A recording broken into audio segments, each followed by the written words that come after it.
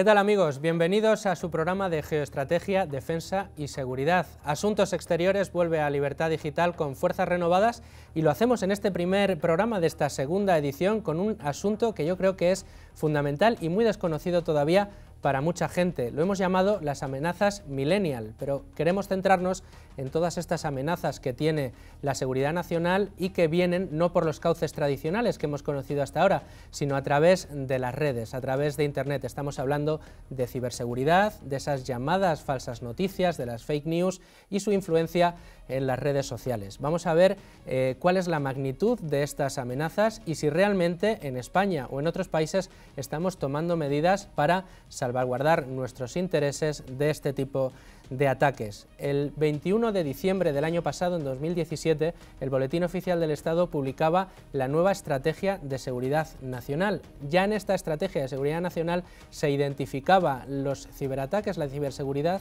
como una de las prioridades necesarias a tener en cuenta para protegernos de distintas amenazas.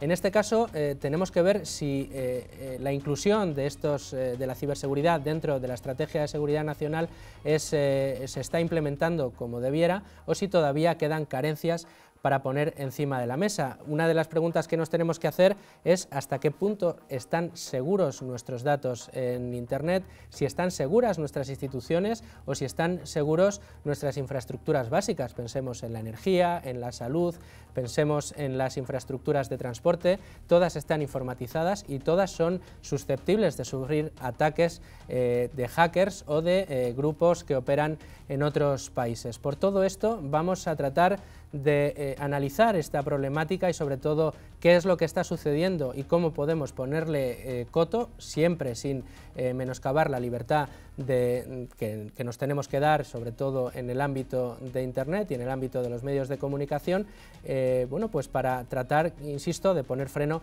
a este tipo de amenazas. Como siempre, en Asuntos Exteriores procuramos rodearnos de los mejores y hoy lo vamos a hacer con un gran experto en estos asuntos que es José Antonio Rubio, que es experto en ciberseguridad por la Universidad Rey Juan Carlos y además es miembro de la Junta Directiva de la Asociación Profesional ISACA Madrid y con él vamos a hablar en unos minutos nada más para, como digo, poder contestar a estas y otras muchas preguntas. Volvemos enseguida.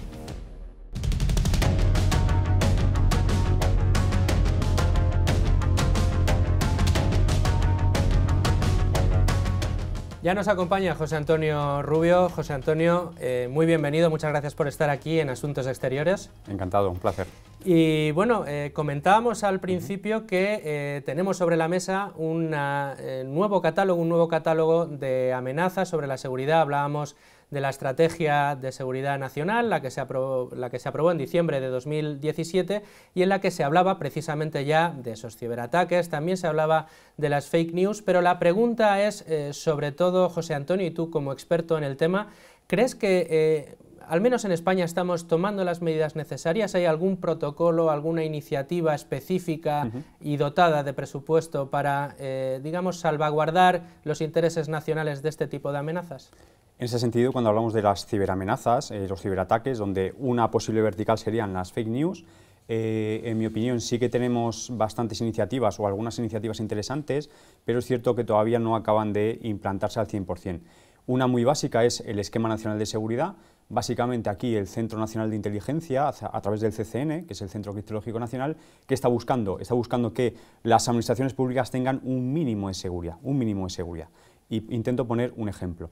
Nosotros cuando vamos a, por ejemplo, pues, operar con un banco, por decir una entidad importante con la cual pues, todos podemos tener algún tipo de servicio, esperamos, somos conscientes de que nuestros datos son muy sensibles, muy confidenciales y damos por supuesto de que esa información va a estar muy protegida. En el ámbito privado hablamos de normas como la ISO 27001, es decir, esa entidad privada maneja o tiene un sistema de gestión de seguridad de la información, es decir, tiene un proceso y unas bases y unas normas para intentar que la seguridad esté muy protegida. Hasta ahora, hasta hace no mucho, en el ámbito de la administración pública no había nada en este sentido y ahí es donde nace ese Esquema Nacional de Seguridad, que viene a decir lo siguiente: está muy bien que las administraciones públicas se abran a la ciudadanía en cuanto a prestar servicios telemáticos. Oye, en vez de ir a la Dirección General de Tráfico, por poner un ejemplo, a sacar no sé qué certificado, lo hago desde Internet. Ahora bien, ¿tendría sentido, tendría más peso esa ciberfuncionalidad, por así decirlo, que la ciberseguridad? La opinión que podríamos decir, trasladar es que no. Es decir, oye, prefiero tener que darme el paseo, perder tiempo, antes que mis datos estén en peligro. Por tanto, en España sí que tenemos ese marco base, que como digo es el Esquema Nacional de Seguridad, donde el Centro Criptológico Nacional del CNI está poniendo mucho énfasis en cuanto a, vale, Administración Pública, esto viene ya de un Real Decreto del 2010, pero ¿cuándo lo vamos a tener implantado? O sea que ahí sí que tenemos ya una pieza de juego. Sí, pero si me permite, sí que desde el punto de vista ciudadano sabemos y conocemos, porque las informaciones de cada día aparecen en los informativos y en los periódicos, las divisiones relacionadas con los crímenes informáticos de Policía y Guardia Civil. Estamos hartos, todos recordaremos pues en las noticias probablemente del informativo de mediodía o en cualquier periódico que consultemos, seguramente encontremos alguna pieza. Incluso la propia Policía y la Guardia Civil en redes sociales son muy activos a la hora de perseguir y proteger estos delitos, tienen unidades especiales, pero desde el punto de vista de, hablemoslo claro, del Ministerio de Defensa en su propia estrategia de seguridad, desde este punto ¿existe algún tipo de unidad de control, de vigilancia más allá del CNI, o se ha derivado todas las funciones en la búsqueda de criminales puntuales y ya no tanto como una estrategia de protección frente a posibles ataques a intereses nacionales, puedan ser energéticos, puedan ser de propio agitprop y propaganda de cara a hacer o mover a la opinión pública? ¿De esto existe algo o no existe? Sí, por un lado, cuando hablamos, como bien decías, de infraestructuras críticas, tenemos el Centro Nacional de Protección de Infraestructuras Críticas. Oye, ¿qué pasa con los operados del sector energético? ¿Qué pasa con el sector agua? Es decir, entidades que si tienen alguna brecha de seguridad, que puede ser no solo que haya una fuga de información, sino que ese servicio se deje de prestar, ahí estaría actuando esa entidad. Y por otro lado, y si lo comentabas, en el Ministerio de Defensa, ahí tenemos el Mando Conjunto de Ciberdefensa. ¿Cuál es su objetivo? Proteger todo lo que tiene que ver con el Ministerio de Defensa y asimismo toda amenaza que pueda poner en peligro la seguridad nacional. Es decir, cuando estamos hablando de temas como, oye, una fake news, una noticia falsa, por decirlo en español, que pueda afectar, pues, por ejemplo, a un proceso democrático en España, seguramente que también el CNI tendría mucho que decir, pero el Mando Conjunto de Ciberdefensa podría entender que es un atentado, un posible atentado contra la seguridad nacional, contra los intereses nacionales, y por tanto, esta unidad, que está dentro del Ejército, pues es la que se pondría en marcha. Para poder visualizar un poco de qué estamos hablando y por qué en esta estrategia de seguridad nacional que se revisó a diciembre del año pasado, que no se revisaba desde 2013, hay que decirlo y dejarlo claro también antes, en esta estrategia los delitos, la ciberseguridad, digamos, es un punto a tener muy en cuenta. Esto está relacionado con ataques informáticos de vulneración de información de los diferentes países o incluso de empresas dentro de los diferentes estados. Yo sé que tú lo sigues muy de cerca, y porque te he seguido en charlas, hemos hablado en otras ocasiones y sé que son datos que tienes muy en la cabeza y creo que son muy gráficos. ¿Podrías decirnos, José Antonio, cuántos ataques se producen al año, por ejemplo, en España o en otros países, y luego que nos colocaras a España en esa tabla, en ese ranking de países donde más ataques se producen? Sí, pues por volumetría podemos hablar de que de forma anual estamos ante decenas de miles de ataques. No obstante, hemos de decir que esto es la punta del iceberg, es decir, son los ataques que o bien se están reportando, se están denunciando o que mediante ciertas tecnologías se identifican. Es decir, hay un porcentaje muchísimo mayor del cual desconocemos. Por tanto, hablamos de decenas de miles, pero, insisto, es la punta del iceberg. Y a colación del otro punto que comentabas, hasta hace poquito España estaba posicionada como pues el tercer país en cuanto a número de ataques que estaba recibiendo. ¿A qué se puede...? Recibiendo, no desde el que salen los ataques. No, recibiendo. ¿A qué se puede motivar este tema? Pues, por ejemplo, que podamos tener, como todos saben, pues un tejido de pyme muy importante y donde haya un I+D muy jugoso para entidades externas. Por otro lado, y también ocurre, que los atacantes nos tomen como laboratorio, es decir, en ciertos sectores se implanta por primera vez a nivel mundial ciertas tecnologías. Es decir, si yo soy un atacante, ¿qué es lo que voy a hacer? Voy a ir a España porque ese conocimiento que aprenda me servirá de mucha ayuda cuando dentro de un año, 6 meses, esa misma tecnología esté en no sé qué organización de Bélgica, Francia, Italia. Por tanto, es eso otro factor que hace que estemos ahí posicionados. La verdad que es impresionante escuchar que son decenas de miles y solo lo que se ve, que por la parte del fondo, debajo, los que no se reportan o no se denuncian o no se están estudiando en este momento, hay muchos más ataques detrás. Y evidentemente muchas veces dice, bueno, pero esto afecta a, pues decías, a pequeñas y medianas empresas, a quizá empresas más grandes, pero hay que tener en cuenta que hay sectores que son estratégicos. Cualquier tipo de amenaza o ataque cibernético, informático, llámese de cualquier manera, pero no ataques directos con armas como estábamos acostumbrados por las películas, centrándonos en los ataques cibernéticos. En el sector de la energía, por ejemplo, serían catastróficos porque podrían, digamos, tocar infraestructuras muy sensibles para la estabilidad de un país. Pero vamos a dar un paso más adelante, vamos a hablar de esa otra realidad que yo creo que es la que más difícil podemos tener ahora de definir y sobre todo de establecer un protocolo de defensa contra ella, que es lo que hablábamos hace unos minutos de las noticias falsas y de cómo se utiliza a través de redes sociales. Desde tu experiencia y después de todos los estudios que has hecho, José Antonio, ¿crees que es posible luchar contra la influencia de estas noticias falsas y su propagación a través de las redes sociales, no siendo algo baladí, porque ya hemos visto en casos o ejemplos que todos tenemos en la cabeza, como las recientes, bueno, ya no tan recientes elecciones en Estados Unidos, esas acusaciones de injerencia de Rusia sobre las elecciones en Estados Unidos a través precisamente de noticias falsas? ¿Crees que es posible luchar contra ellos sin menoscabar la libertad que debe reinar en el ámbito de las redes sociales? Creo que es muy complicado y estamos ahora empezando a dar los primeros pasos, por tanto nos queda un largo recorrido por delante. En mi opinión, creo que sobre todo los principales factores que nos podrían ayudar en este sentido creo que son los siguientes.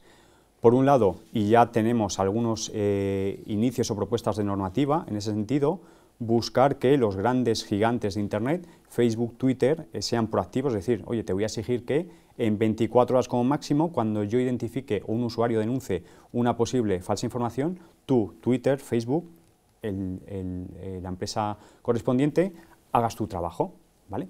Por otro lado, necesitamos tecnologías de inteligencia artificial, es decir, esto un operador humano es obvio que no da abasto, es miles y miles de mensajes, es inabordable. Y finalmente, creo que sería el factor más importante, el factor humano, es decir, al final que buscamos que la gente esté concienciada y que tenga capacidad crítica. Por mucha tecnología que queramos poner encima de la mesa, por mucha regulación que metamos a estos gigantes de Internet, si el usuario no cuenta con esa capacidad crítica, no tenemos nada que hacer. Por tanto, y aquí también hay alguna iniciativa internacional en este sentido, en las propias escuelas empezar a dar píldoras, más horas, menos horas, ahí no sé cómo lo podríamos cuantificar, pero bueno, sabiendo que es un tema muy importante y que va a estar en el día a día de esos pequeños ciudadanos, empezar a darles ya nociones para que sean precavidos y que tengan en cuenta, oye, de forma más o menos fácil pueden alterar tu percepción de la realidad y por tanto, ten mucho cuidado. ¿Dirías, José Antonio, que los estados son conscientes de la amenaza real que suponen esta problemática? ¿Si realmente se consideran amenazas por los estados o creen que es algo que la propia opinión pública termina, incendios que se encienden y se apagan al instante? Te hablo de ejemplos como pudo ser un ataque que recibió Starbucks a través de noticias falsas en el que se dijo que, fue un grupo racista en Estados Unidos que anunció que un día a una hora determinada iba a haber un 40% de descuento para todos aquellos sin papeles que acudiesen a un Starbucks a pedir un café o una galleta. Lo que trataban de conseguir era que hubiera detenciones masivas de ilegales en Estados Unidos, pero en aquel momento Starbucks consiguió contrarrestar, porque está muy presente en redes sociales, tiene unos community managers, parece que muy avispados, y consiguieron contrarrestar enseguida la información. Pero son ejemplos puntuales de la influencia que pueden llegar a tener este tipo de amenazas. ¿Tú crees que los estados, insisto, son conscientes de este nivel de amenaza? Creo que ya son conscientes de la gravedad, pero todavía creo que ni siquiera nosotros tenemos la panorámica global de lo que tenemos enfrente. Y a colación de eso, Luis Fernando, otro ejemplo que puede ser gráfico. Una falsa noticia, en este caso aludía a la supuesta muerte del fundador de Ethereum. ¿Qué ocurrió? Que en 24 horas la cotización bajó miles de millones de dólares. Es decir, en esa, hablando ya de geoestrategia, estamos viendo que se conjuga la parte económica y la parte ciber, y podemos llegar a impactos como este que estamos comentando. Bueno, de hecho, en esa parte geoestratégica, lo más reciente que estamos viendo, y es noticia día sí día también en los informativos, son esas noticias falsas que aparecen sobre lo mal que tratan en Gran Canaria al turismo británico, ¿no? Que, bueno, pues parece que quieren desincentivar el turismo en Canarias al público británico. ¿Cuáles son las medidas que debería tomar? Y con esto yo creo que vamos a ir terminando la entrevista, José Antonio, para centrar el tiro y dejarlo preparado para la tertulia que viene a continuación. ¿Cuál es el ABC, digamos, las 2 o 3 medidas que crees que deberían, si no poner en marcha, al menos sí ir planteando países como España, que como bien decías, hasta hace bien poco era el tercer país del mundo que más ataques recibía, para tratar de ir poniendo, digamos, los pies en el suelo o al menos las bases de esa defensa para protegernos, insisto, y yo creo que esto es muy importante, sin menoscabar la libertad que debe reinar en Internet? Pues a mí me temo que no hay lugar a ser muy creativo, porque creo que hay unos cimientos muy claros que creo que serían los que tendríamos que implantar en primer lugar. Como comentaba, normalizar o poner normativa regular, es decir, yo como Estado poco puedo hacer frente a un gigante como estos que hemos comentado. Por tanto, te voy a exigir que tú seas proactivo y que pues, estés pendiente de lo que se puede decir en cuanto a noticias falsas en tu plataforma. Y por otro, insisto, es que es crucial la concienciación y esa capacidad de análisis crítico que desde chiquititos en las escuelas pues, se tendría que enseñar. Y por último, José Antonio, hemos hablado mucho de amenazas, hemos hablado mucho de ciberseguridad, pero claro, en las amenazas siempre hay un amenazado y uno que profiere la amenaza. En este caso, ¿dónde podríamos situar los orígenes de ese tipo de amenazas, tanto de los ataques como de las estrategias en redes sociales a través de noticias falsas? ¿Son estados lo que hay detrás? ¿Son corporaciones? ¿Son lobbies? ¿Son grupos de 4 amigos que han decidido poner en jaque a tal o cual empresa? ¿Dónde podemos localizar estas amenazas? En mi opinión se requieren bastantes recursos, o recursos como mínimo considerables. Por tanto, qué duda cabe que estamos hablando de estados que pueden lanzar campañas a muy largo plazo, es decir, no les importa los recursos porque tienen muchos recursos a su espalda, por tanto tarden 1 mes o 2 años, van a por ello y van a ese objetivo, es decir, hablamos de objetivos a largo plazo, medio, largo plazo. Y qué duda cabe que también tenemos todo un mercado negro de servicios de hacking que se pueden contratar pues, a través de lo que se conoce como Darknet y demás, es decir, un empresario, un mal empresario, por así decirlo, podría intentar hacer daño a su competencia, y que puede ser desde, oye, voy a contratar una campaña de manipulación contra la reputación de mi competidor, o, bueno, pues, y yéndonos a otro tipo de ataques, que su página web esté caída, etcétera, etcétera, etcétera. Por tanto, en mi opinión, creo que hablamos de grandes empresas que están haciendo las cosas un poco mal y, sobre todo, estados. Estados. Porque en el caso de Rusia y Estados Unidos, parece que digamos, el sospechoso número 1 era Putin y bueno, pues digamos, son sospechas que no vamos aquí a acusar a nadie, pero podrían estar fundadas, ¿no? Desde luego, hay pues instituciones que han hecho análisis al respecto y dicen, pues bueno, ponen pruebas encima de la mesa de que parece que eso es plausible. No obstante, siempre tendremos la duda de si eso ha sido así. Estaremos en la duda. José Antonio, te agradezco muchísimo este rato que nos has dedicado, pero te voy a pedir que te quedes para la tertulia. Vamos a seguir hablando de esto, de otros casos y poniendo otros ejemplos para que ustedes, todos nuestros espectadores, puedan tener más elementos de juicio sobre estas amenazas millennials. Enseguida la tertulia.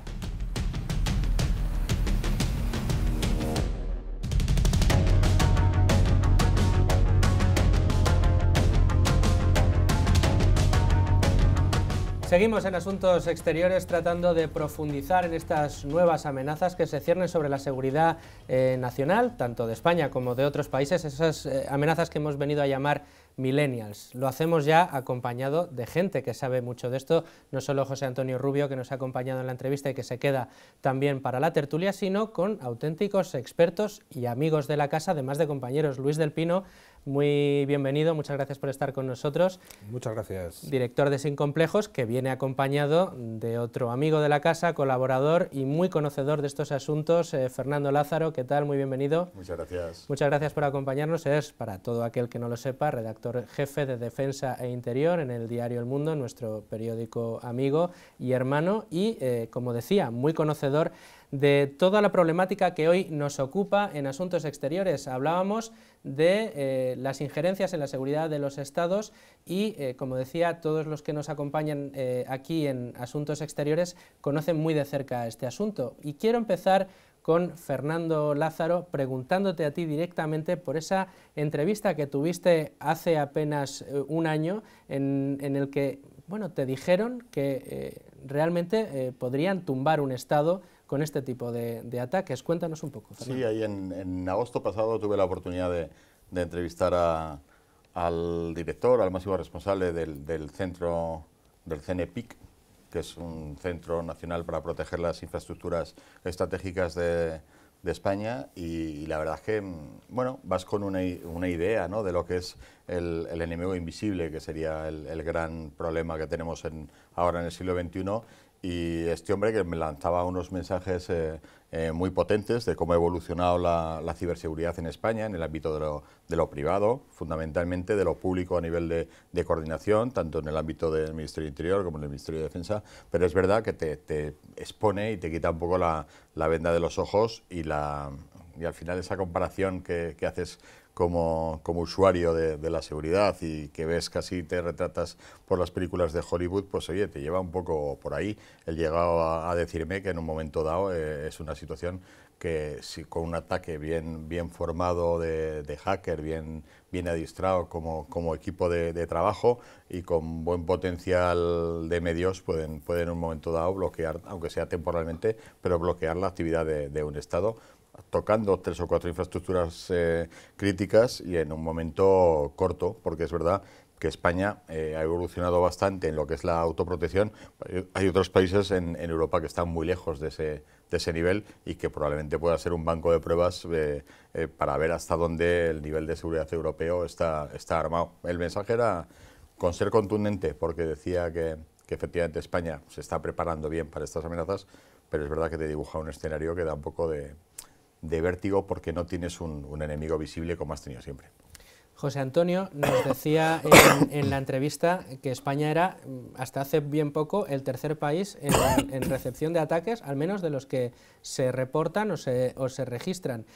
¿Podríamos hablar de una lista de países mejor o peor preparados para este tipo de ataques? Decías tú que hay otros países en Europa que no están tan bien preparados o tan acondicionados, al menos en sus estrategias de seguridad, para hacer frente o repeler a este tipo de ataques, pero España, dentro de este ranking, ¿dónde se encontraría? Sí, pues aquí es muy gráfico un comentario que en su día hizo un alto oficial de Mando Conjunto de Ciberdefensa, que venía a decir lo siguiente: España juega en la UEFA, es decir, no en la Champions League, sino en la UEFA.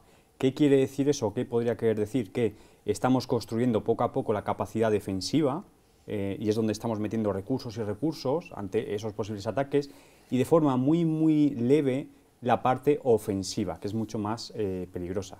Y desde luego los que se juegan en la Champions es aquellos que, además de tener una capacidad defensiva brutal, o sea, lo pone muy difícil a los adversarios, son capaces también de ir a por ti.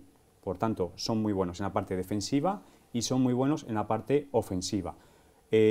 Países, y aquí no vamos a descubrir nada nuevo, Reino Unido, Estados Unidos, Israel. Por tanto, hay un gap importante entre esa liga y España. Luis, ¿tú sabrías decirnos qué infraestructuras esenciales son las que amenazan este tipo de ataques? Vamos a ver, las infraestructuras esenciales, antes hacía referencia a ellas en la entrevista el señor Rubio, pues hombre, son las utilidades públicas, agua, luz, es decir, redes de las que depende el suministro sin el cual la gente no puede llevar a cabo su vida cotidiana. redes que están cada vez más conectadas en red, redes por tanto que son vulnerables a ataques que viniendo de fuera hagan caer la red e interrumpan el suministro. Pero esa es solo la amenaza más obvia. Hay otras amenazas mucho más sutiles y no menos peligrosas que además se están acrecentando cada día. La gente no es consciente de hasta qué punto estamos en riesgo. El mundo globalizado, la Internet de las cosas, abren unas perspectivas enormes de progreso tecnológico y de mejora de la calidad de vida, pero al mismo tiempo abren unos problemas de seguridad tremendos. Y pongo 3 ejemplos. Imaginemos el mundo de los vehículos sin conductor, los coches autónomos. Uno de los problemas con los que se están encontrando quienes tratan de desarrollar ese mercado es precisamente el de la seguridad. ¿Qué pasa si un coche sin conductor en mitad de una calle concurrida de repente es hackeado por alguien? ¿Qué pasa si un hacker toma el control de ese vehículo sin conductor y atropella a los viandantes? Otro ejemplo, el caso de la salud. Hombre, pues no es bonito pensar en que todos aquellos que tengan un marcapasos, que todos aquellos que tengan una herramienta, un dispositivo de suministro de insulina para combatir la diabetes, no es bonito pensar que todo eso debería estar conectado en red para poder monitorizar remotamente a todos los enfermos. Pues claro que sí, debemos tender a eso. Pero claro, eso plantea unos problemas de seguridad tremendos, porque si te hackean tu ordenador puedes perder tus datos. Pero si te hackean tu marcapasos, dentro de lo que es esto de la Internet de las cosas, de lo que son esos ordenadores que no son el que tenemos en la mesa, no es el portátil, sino esos ordenadores chiquititos que están empotrados en tu lavadora, en tu cámara de videovigilancia, en casi ya cualquier aparato. Dentro de eso hubo un episodio hace no muchos años que conocerá bien el señor Rubio, que fue cómo desde Estados Unidos se hackeó la red de centrifugadoras iraníes, aprovechando un defecto de seguridad de las centrifugadoras que eran de una marca alemana. Entonces, bueno, se consiguió con eso retrasar el programa nuclear iraní, o al menos eso es lo que dijeron las noticias que en su día se publicaron. Bueno, pues igual que esas centrifugadoras tienen ahí un chip chiquitito que tú puedes hackear igual que si fuera un ordenador, pues lo tiene la televisión de tu casa. Las televisiones inteligentes con las que vemos Internet, lo tiene la cámara de videovigilancia. ¿Y qué pasa si los hackers logran... Prácticamente, Luis, todo lo que tenga acceso a Internet. Claro, todo. ¿Y qué pasa si se hacen con el control de cámaras de estas que además, a diferencia de los ordenadores de sobremesa, no se actualizan de manera constante? Si un hacker logra identificar una marca de cámaras de videovigilancia que tiene una vulnerabilidad, puede usar luego esas cámaras para lanzar ataques contra sistemas más importantes, pues lo que se llaman ataques distribuidos, donde bombardeas competiciones a cualquier sistema y lo tumbas simplemente porque agotas los recursos del sistema. Es decir, conviertes en zombies a un montón de aparatos que están conectados a la Internet de las cosas y que tienen muy poquitas medidas de seguridad. ¿Me permites un inciso? Claro, es que el problema es muy grave. Primero, es grave, es preocupante siempre, porque todo lo que es problema de seguridad, el señor Rubio, si no me va a corregir, claro, el malo siempre va por delante. Pero pues, ha pasado ahora con el quinto elemento, que antes la defensa era tierra, mar, aire, pasamos después a la defensa del espacio y ahora estamos en el ciberespacio. Pero siempre el malo va por delante. Entonces, aquí hay que juntar además, para defenderte, pues lo que tú dibujas. Es una red, pero no una red en la que las infraestructuras geoestratégicas de un país, por poner el ejemplo de España, la gran mayoría, el 80% probablemente, están privatizadas. Eso, de cara a la seguridad, pues es mucho más complejo. ¿Por qué? Porque tú como Estado entiendo que es muy difícil que puedas imponer unas normas bajo decreto de lo que tiene que ser la seguridad en la infraestructura crítica que afecta al agua, por ejemplo, ¿no? Centrémonos en el agua. Y llega el propietario de la empresa privada y te cumple del reglamento de seguridad hasta un 60, un 70% de lo que sería óptimo para blindar. Y te deja una gatera abierta en un 30%. Pero igual el resto de infraestructuras lógicas están por encima, ¿no?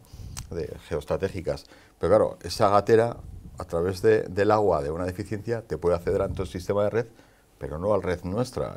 Claro, es que ese es el gran problema un gran problema entre comillas, ¿no? Pero el asunto de la globalización es lo que tiene. Al final dejas gateras y puertas abiertas por todos los sitios. Claro, y yo entiendo poco de lo que sería informáticamente defender, pero yo, por lo que deduzco de lo que vas tocando, hasta hace 15 años la defensa del ciberespacio era crear muros, ¿no? Crear un poco de soporte en lo que son los países que lo que no queremos es hacer daño, sino defendernos de un ataque para que en el muro rebote y ya no acceda nada nuestro. Pero claro, tú tienes que crear también un sistema de seguridad ya dentro del muro, porque el muro ya no te lo rechaza directamente con esta vía de comunicación. Sí. Yo no sé hasta qué punto esto nos lleva al empate infinito en el que vamos a perder y nunca vamos a ganar la batalla del todo, ¿no? En ese sentido, ahora mismo en el mundo de la seguridad hay un axioma que es el siguiente: usted ha sido atacado, está siendo atacado y será atacado, independientemente de lo que haga, independientemente de lo que haga. Es decir,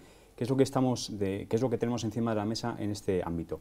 Unos mínimos que vienen marcados, por ejemplo, por la Ley de Protección de Infraestructuras Críticas o incluso una directiva europea que ya tenemos la transposición encima de la mesa, que es, pues bueno, básicamente la directiva NIS, que marca unos mínimos de seguridad en la Unión Europea sobre las redes y sistemas de información, donde estarían estos operadores críticos. No obstante, insisto, son unos mínimos. Oiga, usted no puede salir de ahí afuera sin eso. Pero como digo, tenemos encima de la mesa ese axioma.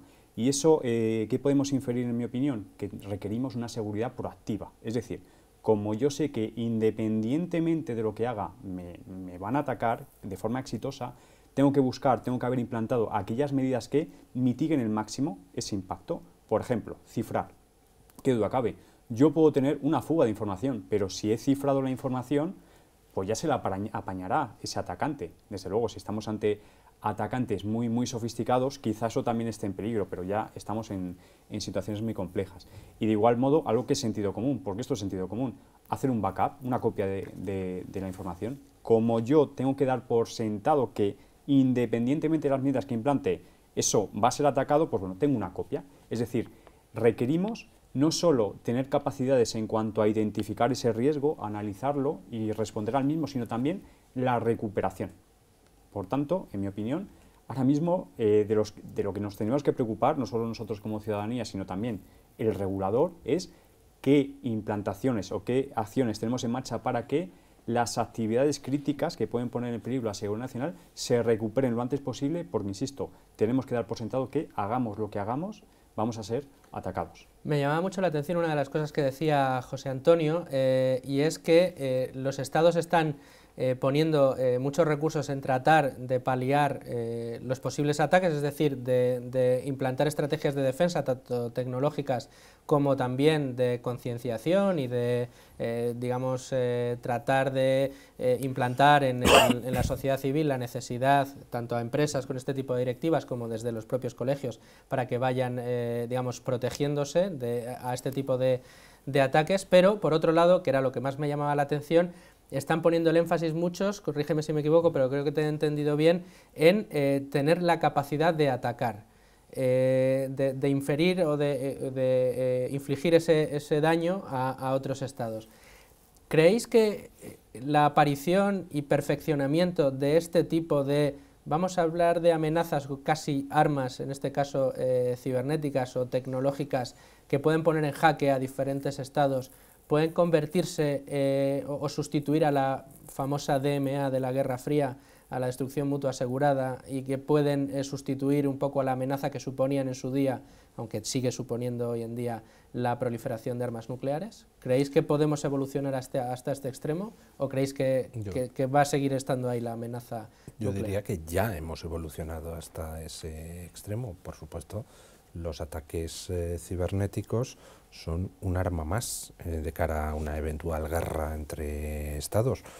Por tanto, es obligación de los estados no solo protegerse frente a posibles ataques, sino también tener previstas las armas ofensivas para poder ellos atacar. Y por supuesto que los estados dedican dinero a desarrollar ese tipo de técnicas. Y antes mencionaba el señor Rubio, pues los más avanzados. Pues, Reino Unido, por supuesto, Estados Unidos e Israel. ¿Por qué? Pues porque allí existe una cultura de seguridad que ha hecho que comprendan, quizá antes que otros, que eso es un arma. ¿Y puede haber destrucción mutua asegurada? Sí, el daño que pueden hacer los ataques informáticos puede ser devastador a la infraestructura de un Estado. Así que sí, en cierto modo vamos a lo que usted dice.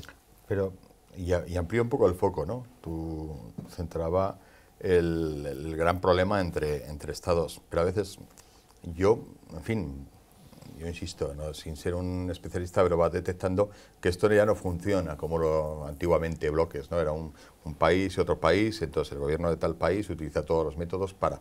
No, a veces esos ataques no te permiten concluir siquiera quién ha hecho el ataque. ¿A qué me refiero? Que a lo mejor, y de hecho ahí se puede contratar, yo no sé muy bien cómo sería la vía, pero hay mercenarios que se dedican a hacer actuaciones, hackers contratados a tanto el ataque. Entonces, definir que ese hacker ha sido contratado por un Estado para actuar es harto complicado. Es decir, esa figura del mercenario hacker nos lleva también al uso de este espacio para atacar los sistemas democráticos por parte de los terroristas. Ya no hablaríamos de guerra entre países, sino del uso del terrorista. Antes el terrorista veías, pues eso, en tierra fafanas o en Irak, un Kalashnikov y alguien tirado por ahí esperando para guerrear, ¿no? Ahora ese de Kalashnikov, ya ha colgado el Kalashnikov,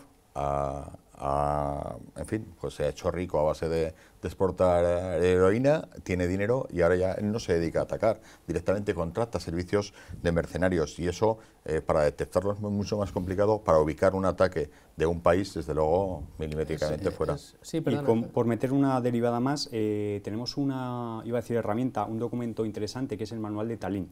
Básicamente... ¿El manual de? Tallinn. Tallinn. Pues bueno, fue propuesto en su día por la OTAN y viene a decir qué papel puede pues tener el derecho internacional en este ámbito de ciberguerra. Y venía a decir, tiene varias conclusiones, o se pueden extraer varias conclusiones, y una es que se puede buscar una proporcionalidad entre un ciberataque ante el cual yo responda con un ataque físico. Es decir, tú me has tirado abajo una infraestructura crítica mediante un virus, pero yo ¿qué voy a responder? Mandándote, por decir algo gráfico, un caza o 20.000 hombres.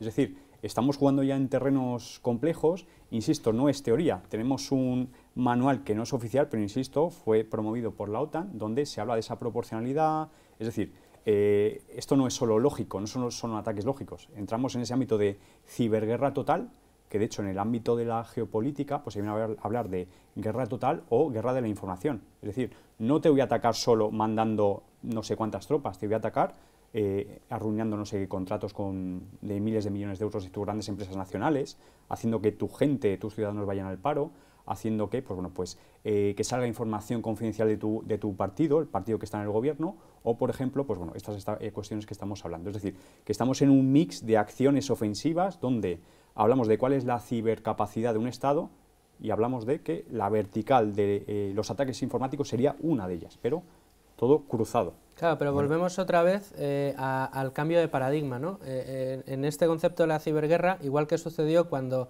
los atentados terroristas ya no eran de un Estado o de un grupo terrorista en concreto, sino que bueno, pues los llamados lobos solitarios pueden actuar en cualquier momento, en cualquier sitio, y el seguimiento de esas amenazas es complicado porque cualquiera desde su casa puede radicalizarse y decidir atentar y asesinar a gente en cualquier esquina. En este caso yo creo que es un poco similar, o sea, el paradigma de que son los estados o los grupos terroristas en concreto los que significan o representan amenazas ya no es así, ya la amenaza te puede venir desde un mismo grupo de chavales que en un momento determinado consideren un reto el tirar abajo las centrales eléctricas de un país. ¿Cómo se lucha contra esto? ¿Cómo se protege a los estados o a los ciudadanos de los estados de este tipo de amenazas? Esa es la pregunta del millón, ¿no? Tiene pinta de que la protección absoluta es impensable ahora mismo, es lejos. Pero Lo Fernando, que se trata de... perdóname, ¿existen seguimientos, igual que sabemos que desde Defensa, desde Interior, se hacen seguimientos de posibles amenazas terroristas, islamistas en España, se siguen a las células, etcétera? ¿Existe a día de hoy un seguimiento, José Antonio, tú si lo sabes, o Luis, de posibles amenazas cibernéticas, de la guerra cibernética? Es decir, grupos de hackers, se tiene pendiente o localizado lobbies o eso que a veces en tus charlas, José Antonio, dices empresas entre comillas, que son estos grupos que se dedican o mercenarios informáticos, como los llamabas tú. ¿Existe algún tipo de seguimiento? O sea, ¿las autoridades españolas, las fuerzas y cuerpos de seguridad del Estado hacen un seguimiento a esta gente? Vamos, yo creo que esto es para hacer un poco el paralelismo, ¿no? Es tú tienes ojeadores y vas viendo a ver cuáles son los mejores futbolistas que hay en el planeta para ficharlos. En este plano se hace exactamente lo mismo. Yo creo, de hecho, el déficit que tenemos ahora en España pues, probablemente será que no tenemos los más punteros en esta lid, sino que estamos todavía, hablaba el señor Rubio, dice, estamos en UEFA, no estamos en Champions. Probablemente mucho del problema sea de inversión económica, aunque yo creo que estábamos en vía, sobre todo el último presupuesto aprobado en Cortes, la potencia de tiro que se le da al Ministerio de Defensa, sobre todo para esta lucha, es importante. Pero claro, detectas países, ¿no? Es decir, ¿por dónde te vienen más las amenazas? Que duda cabe. Desde Rusia te llegan, desde China ni te cuento. ¿Se monitoriza ese tipo de amenazas? Sí, porque se ve, porque ahí físicamente se detectan IPs y se detectan movimientos y hay unos medios tecnológicos muy potentes que te permiten hacer frente. Pero probablemente la duda es, ¿lo detectas a tiempo? Claro, ahí es donde está la clave. Tu hacker es mejor que el hacker que te está atacando. Tenemos el mejor defensa para el mejor ataque, pues ahí es donde está la duda. Yo creo que sigue pagando, en el mercado sigue pagando más todavía el golfo que el legal. Y ya es un poco de principios. En Fuerzas y Cuerpos de Seguridad del Estado y en el Centro Nacional de Inteligencia, los que colaboran, pues hay gente que ha estado en el otro lado de la barrera y ahora está trabajando para nosotros. ¿Por qué? Pues porque en un momento dado se le ha fichado y considera que es más atractiva la oferta que tiene en este lado de la barrera, porque ha abierto los ojos y ha considerado que ya valía hacer el cabra, como tú dibujabas, ¿no? Que tenía mucho reto. Pues voy a ver si entro en uno. Eso peliculero existe, claro que existe. Y muchos son chavalicos. Dices, este chavalico de 20 años, pues te puede voltear un país en un momento dado porque tiene una capacidad de intelectual, porque han nacido, son, bueno, nativos digitales, está súper superado eso, están por encima de eso, están con el 0-1 metido en la cabeza y son capaces de ver como jugadores de ajedrez 4 partidas por delante, ¿no? Luis. Hagamos un paralelismo. ¿Pueden los estados impedir que se mate a tiros a sus habitantes? Pues hombre, por ejemplo, Estados Unidos tiene unas medidas de protección razonables para garantizar que de repente no pueden entrar 30.000 chinos en Estados Unidos pegando tiros a la población. Defenderse de un estado no es complicado. Defenderse de que el ISIS diga y ahora salid a la calle con cuchillos y asesinad neoyorquinos. Bueno, pues defenderse de eso es más complejo, pero también existen medios mediante supervisión, mediante seguimiento de los grupos radicalizados o en trance de radicalizarse. Yendo un paso más allá, ¿cómo impedimos que uno al que se le cruza el cable por la mañana y está enfadado porque ha perdido su equipo de béisbol el día anterior salga a la calle con un cuchillo o con una pistola y se dedique a matar gente? Pues eso es prácticamente imposible de prever. Bueno, pues trasladándolo al campo informático, defenderse de los ataques de los estados es complicado, es caro, pero es factible. Defenderse de los ataques informáticos de grupos terroristas es más complicado, también muy caro, exige una labor de seguimiento brutal, pero más o menos nos vamos a defender. Defenderse de los incontrolados, es decir, del chaval de 16 años que de repente te hackea no sé qué sistema simplemente para echarse unas risas o porque es un inadaptado social o para presumir ante su novia o su grupo de amigos, eso es prácticamente imposible. Decía antes el señor Rubio, debemos dar por sentado que nos han atacado, nos están atacando y nos van a atacar. Entonces, la primera labor consiste en darse cuenta de una cosa. Los ataques informáticos funcionan porque los sistemas tienen errores. Es decir, se podría perfectamente dar el caso de que se caiga, y esta semana ha pasado en Madrid, que se te caiga el sistema informático de la red hospitalaria por un error informático. No hace falta que nadie ataque. Los ataques lo que hacen es explotar los errores que ya previamente existen. Entonces, por eso es tan importante la prevención de cara a garantizar que los sistemas sean lo suficientemente robustos, que sean a prueba no ya de ataques, sino de tontos o de cosas que puedan salir mal. Si tú garantizas eso, habrás minimizado mucho la probabilidad de que un chaval de 16 años enloquecido se te meta en el sistema de aguas y te lo tire abajo. José Antonio. Sí, pues a colación de estos temas que estábamos comentando, creo que la foto es quizá un poco más compleja. Y comentar en este sentido lo siguiente. La comunidad que se dedica a estos temas de seguridad informática, ciberseguridad, que duda cabe los Fuerzas y Cuerpos de Seguridad del Estado, conocemos grupos de élite, por así decirlo, y hemos visto que están muy, bueno, pues que trabajan codo a codo con los estados. Por ejemplo, tenemos un grupo muy conocido que es APT-28. Se piensa, hay indicios que nos vienen a decir que está muy relacionado con la inteligencia rusa, y esta gente ha llevado a cabo ataques contra OTAN, grandes empresas, es decir, tiene una capacidad bestial, bestial.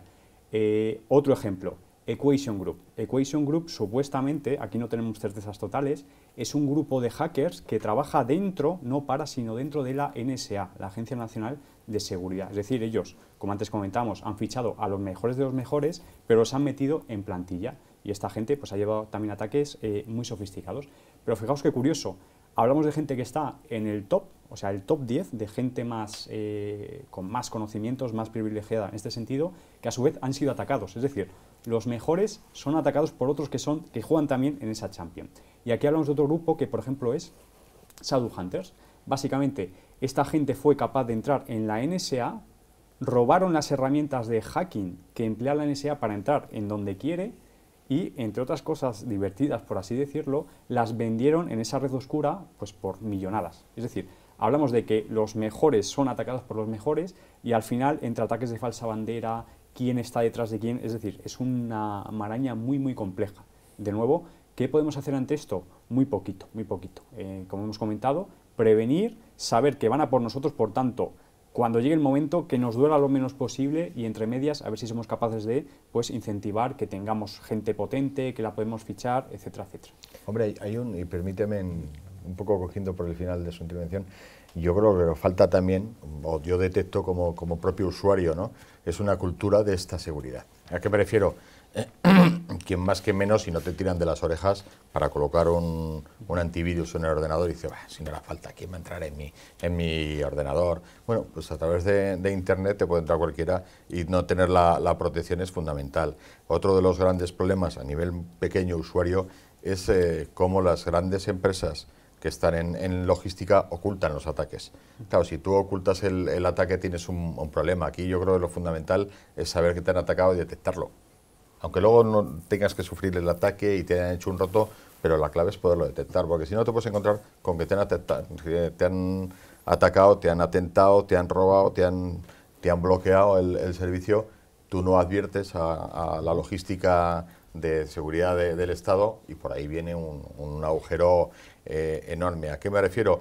Bueno, pues el CNI en una de las últimas conferencias que facilitó sobre estos temas hablaba, ¿no?, del asunto de las elecciones en Cataluña y del temor que existía a que hubiera una vulneración del sistema. Claro, es decir, lo que es el recuento electoral también está sacado fuera de lo que es la administración del Estado. Si hay un ataque, tiene que haber inmediatamente una alerta, porque si no es como hacer un pan con unas tortas, que se dice vulgarmente. Entonces, claro, ¿qué te dicen? Es que el ataque ¿en qué consistiría?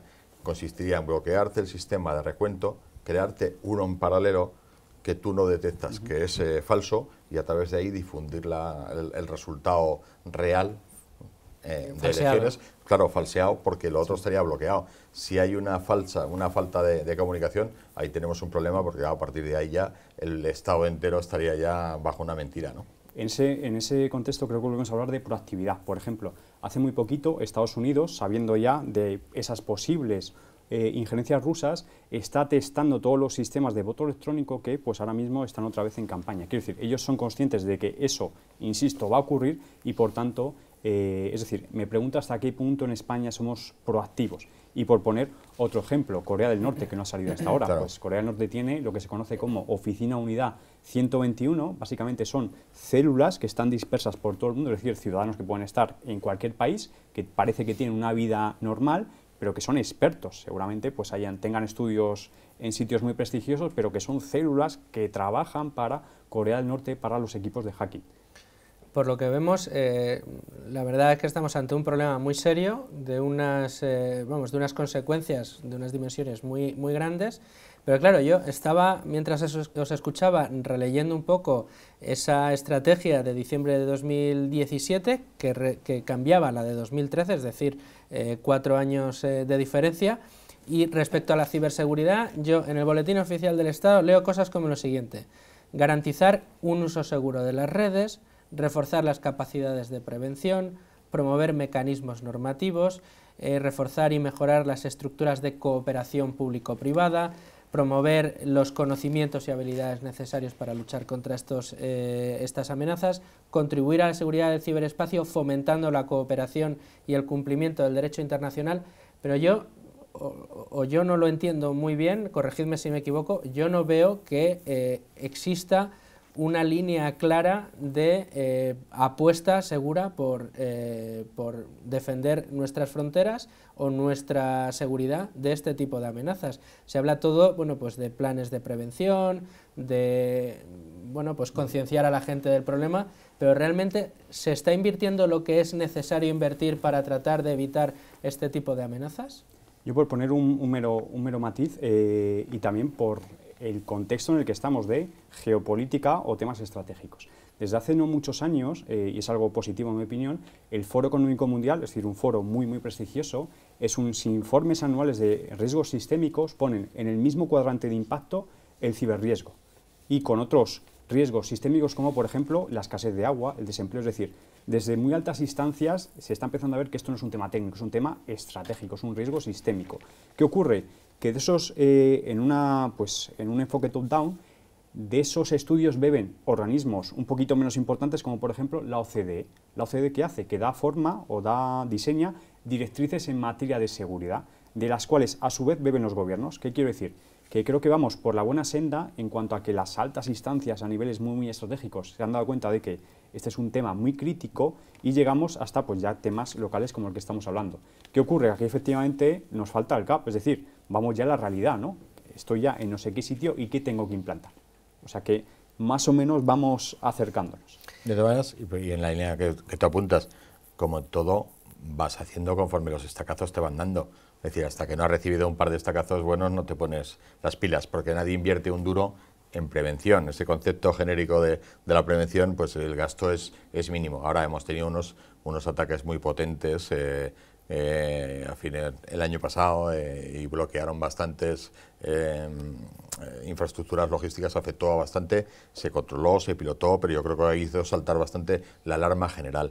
¿Qué he detectado yo desde mi modesto punto de vista? Hombre, yo sí he visto en el Ministerio del Interior que hay un esfuerzo de medios técnicos, hay un esfuerzo de infraestructuras. Han cambiado ahora la sede del CNPI, que están creando una logística, que yo he tenido oportunidad de estar por ahí, que es fantástica. Ahora, la cualificación del personal no me atrevo a hacerla porque no soy un profano, pero he visto las instalaciones que tenemos, me han enseñado un poquito cómo funciona, cómo desde China partía una IP y vas viendo cómo se atajaba ese ataque. Los ataques que sufrimos diariamente son muchísimos y los que se cortan son inmensos. Ahora, algunos llegan y te sacan pues las pesetas o los euros, en este caso, de donde sea.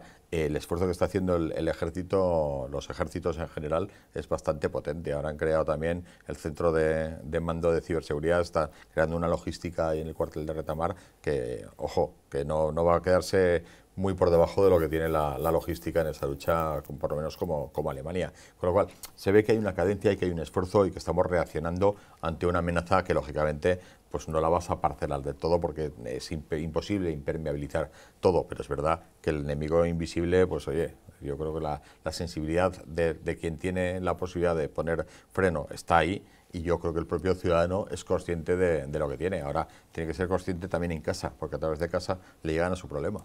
Bueno, pues nos quedamos entonces más tranquilos de que, aunque todavía queda mucho por hacer y se va haciendo conforme vamos averiguando nuevas formas de atacar, por lo menos están tratando de poner freno a estos ataques. Sí que me gustaría, porque nos empezamos ya a quedar sin tiempo, nadie nos está atacando, de verdad el tiempo lo voy a manejar yo en esta tertulia, pero no quería que acabáramos la tertulia de hoy sin tratar ese otro gran asunto que hemos hablado en la entrevista con José Antonio, que es otra de esas amenazas que hemos venido a llamar en este programa Millennial, quizá en este caso sí que más perteneciente quizá a este grupo, insisto, que se le llama Millennial, que es el de la influencia en redes sociales a través de los llamados bots y a través de las llamadas fake news o falsas noticias.